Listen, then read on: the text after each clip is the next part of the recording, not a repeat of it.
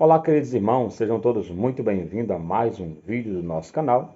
Você que ainda não me conhece, meu nome é Demisnaldo, sou professor de escola bíblica dominical há mais de 12 anos, trabalhando com jovens. E hoje, nesse vídeo, nós iremos tratar a respeito da lição do segundo trimestre de jovens do ano de 2023. E estudaremos a lição de número 6, que tem por tema o anseio da alma por Deus. Uma lição maravilhosa, uma lição edificante que trará muitas bênçãos para a sua vida. O nosso texto principal nos diz o seguinte: como o cervo brama pelas correntes das águas, a minha alma suspira por ti, ó Deus. E o nosso resumo da lição vai dizer que a nossa alma suspira por Deus e sua presença traz sentido à nossa vida. Não podemos viver sequer um dia sem o Senhor. Olha que lindo aqui. Mas, porém, eu quero que você entenda que quando o salmista vai estar aqui falando que a minha alma tem sede de Deus, e o que eu acho interessante é que o salmista usa a expressão da corça ou do cervo, assim também expressado. Quando ele está falando que aqui o cervo brama pelas correntes das águas, ele não está falando apenas que o corvo, o cervo, aliás, quer apenas se refrescar nas águas, quer apenas ali entrar um pouquinho, retirar o seu calor. Não. Quando o cervo estava sendo perseguido por um inimigo, o seu corpo suava, a água transpirava e gerava um cheiro que atraía o inimigo até a ele, ou que garantia que o inimigo continuasse o perseguindo. Quando o cervo, porém, encontrava a água, ele mergulhava nas águas, se lavava, aquele cheiro saía e o inimigo agora não poderia persegui-lo sem aquele odor exalando.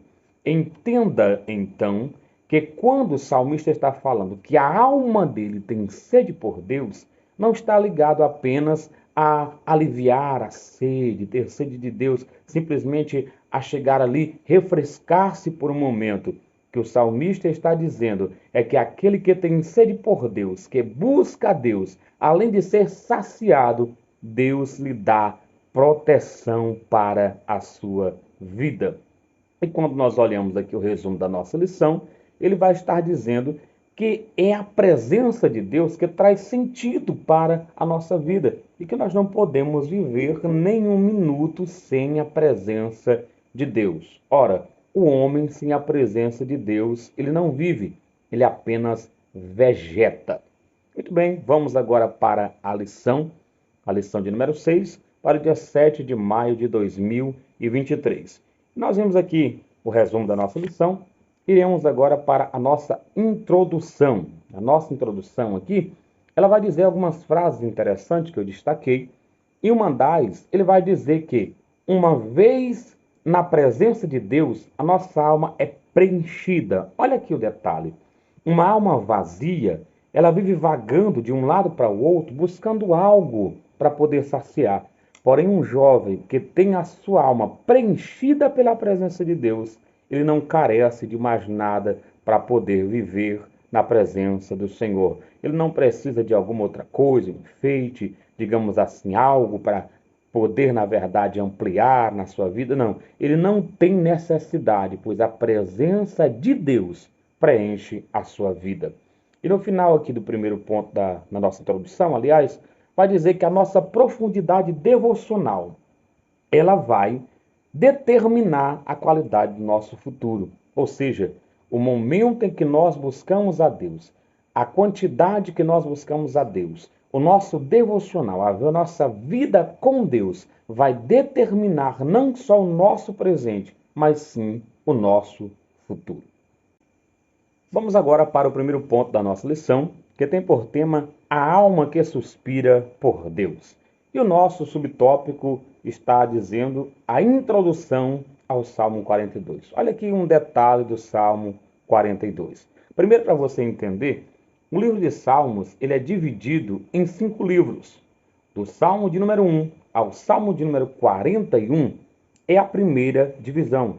Do Salmo 42 em diante, começa a segunda divisão do livro de Salmos. E esse livro de Salmo 42, é escrito pelos filhos de Corá, que eram da tribo de Levi, ou seja, eles eram levitas. E ninguém melhor para entender sobre o louvor, sobre a adoração, do que os levitas, que levavam a sua vida, dedicavam a sua vida ao louvor a Deus no templo. E quando nós observamos o contexto do Salmo 42, vai dar a entender que aquele que estava louvando estava anseiando poder estar no templo para poder glorificar a Deus, porém algo impedia.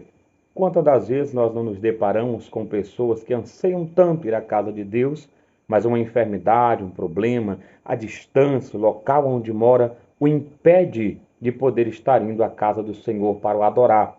E assim a sua alma chora, anelante pela presença do Senhor, nosso Deus.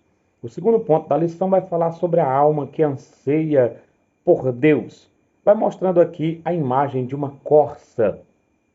Como eu já falei, a corça, quando ela está no cume dos montes, lá no lugar mais alto, ela deseja estar próximo das águas.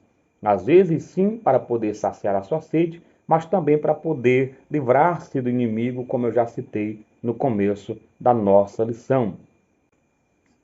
E no final desse subtópico, nós iremos observar uma frase que diz o seguinte: essa imagem revela que não há alívio para a alma do jovem sem a presença de Deus. Olha um detalhe aqui. Quando Jesus convida o povo, lá em Mateus capítulo 11, versículo 28 em diante, ele vai dizer: encontrareis descanso para a vossa alma.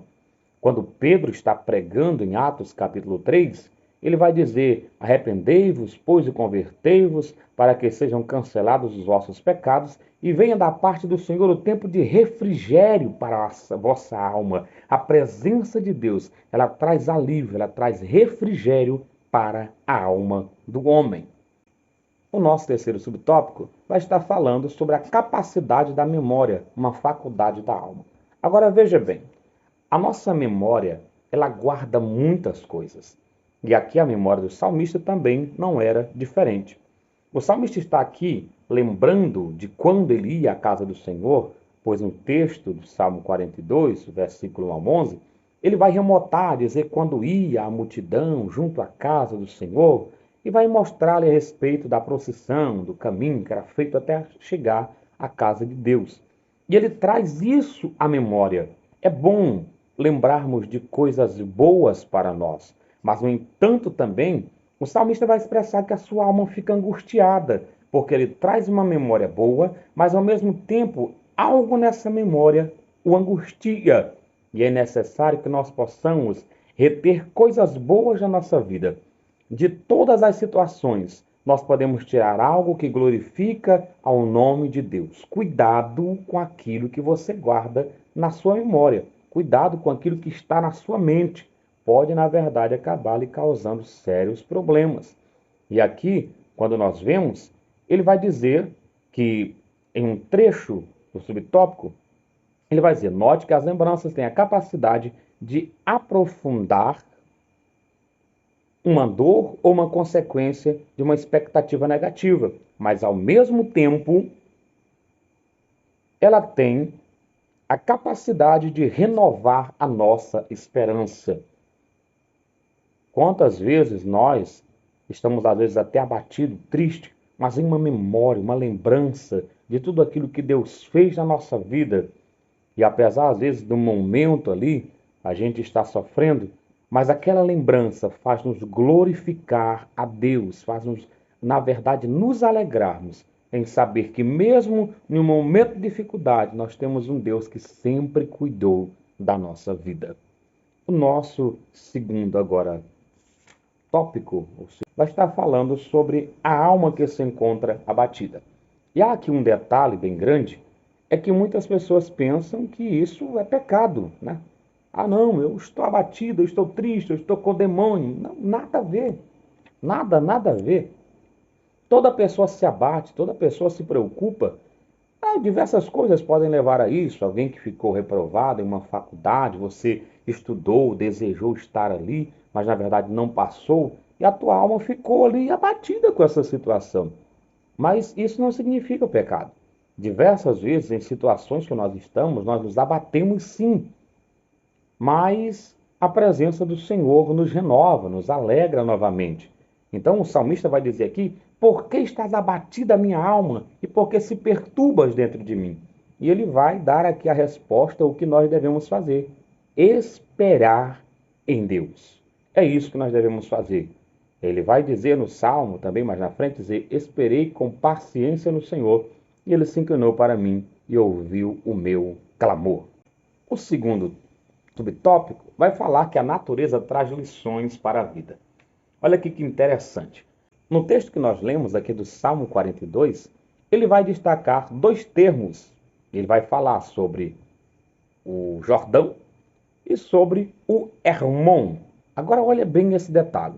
O Jordão era ali as partes baixas, o rio, a planície, digamos assim. Já o Hermon era os montes. Ele vai aqui destacar no Salmo 42, ou seja, altos e baixos. A vida de todo ser humano, de todo cidadão, e inclusive daqueles que servem a Deus, tem lá os seus altos e baixos. Quando Deus chama Abrão, Abrão havia saído de Ur dos Caldeus e agora estava em Harã. E, na verdade, Arão sai daquele local aonde Deus o chama, em rumo, direção à promessa de Deus. Quando nós observamos, a palavra Ur significa conforto. Abraão primeiro saiu do conforto, passou por Padã Arã, altos e baixos, até poder chegar à promessa. E não é diferente conosco. Nós iremos passar por altos e baixos, mas porém sabendo que Deus é o Deus dos montes. Esteve lá com Elias no Monte Carmelo, mas também Deus é o Deus dos vales, quando Davi diz assim: ainda que eu andasse pelo vale da sombra da morte, não temeria nada, porque o Senhor está comigo, louvado seja o nome do Senhor. O nosso terceiro ponto, subtópico, aliás, vai dizer que é preciso ter fé. Ora, o nosso grande problema é que nos momentos que nós mais precisamos ter fé, é o momento que mais ela nos falta.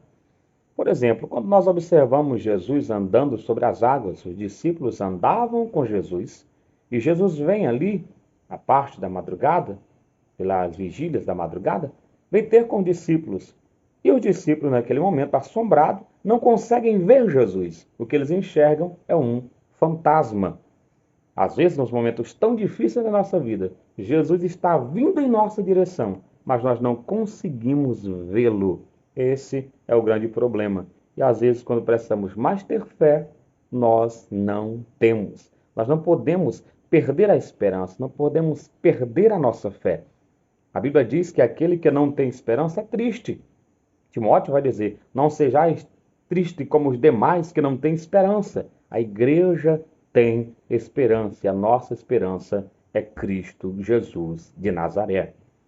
O nosso terceiro tópico vai falar como fortalecer a esperança em tempos difíceis.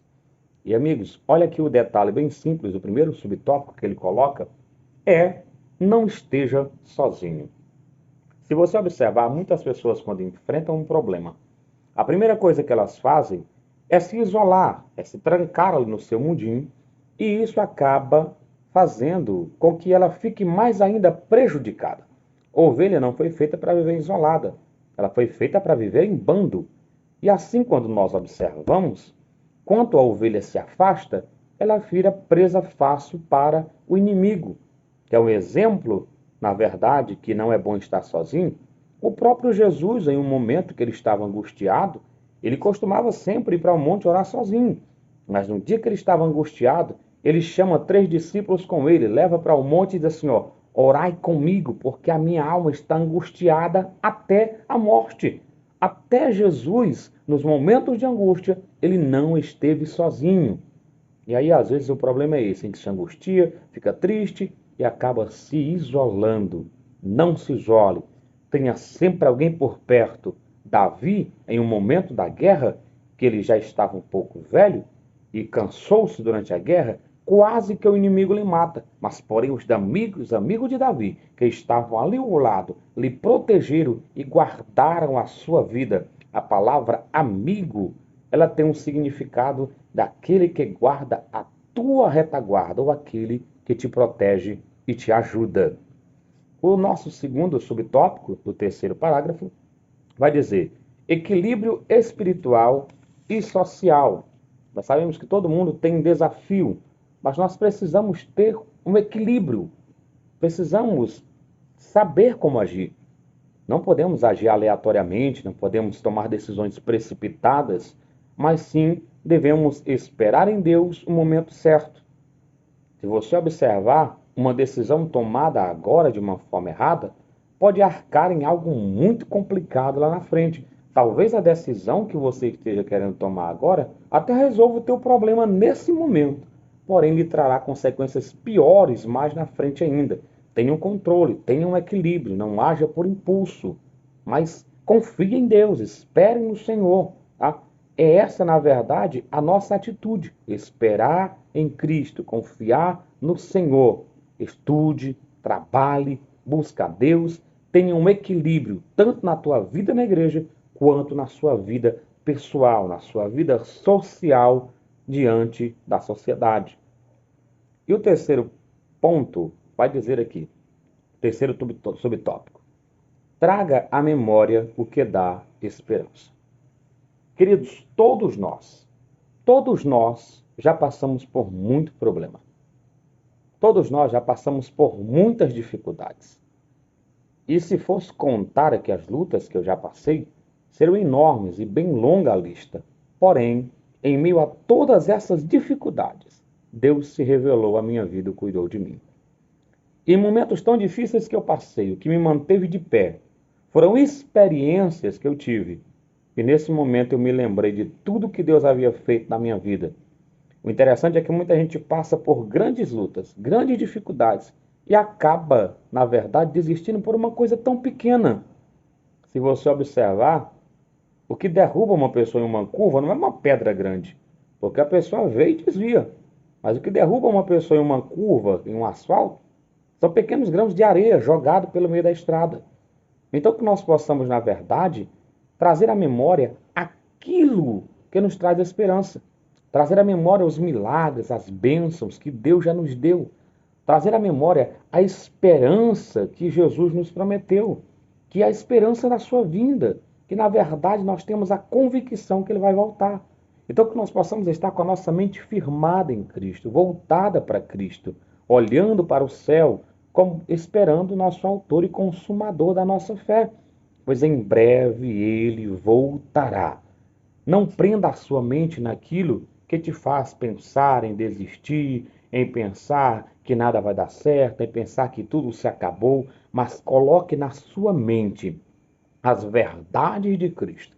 Coloque na sua mente aquilo que Cristo tem feito pela tua vida. Não lembre apenas das dificuldades, lembre das bênçãos que Deus tem te dado e você continuará firme seguindo a caminhada. Ora, ter fé não é apenas em momento de bonança, mas também em momento de dificuldade.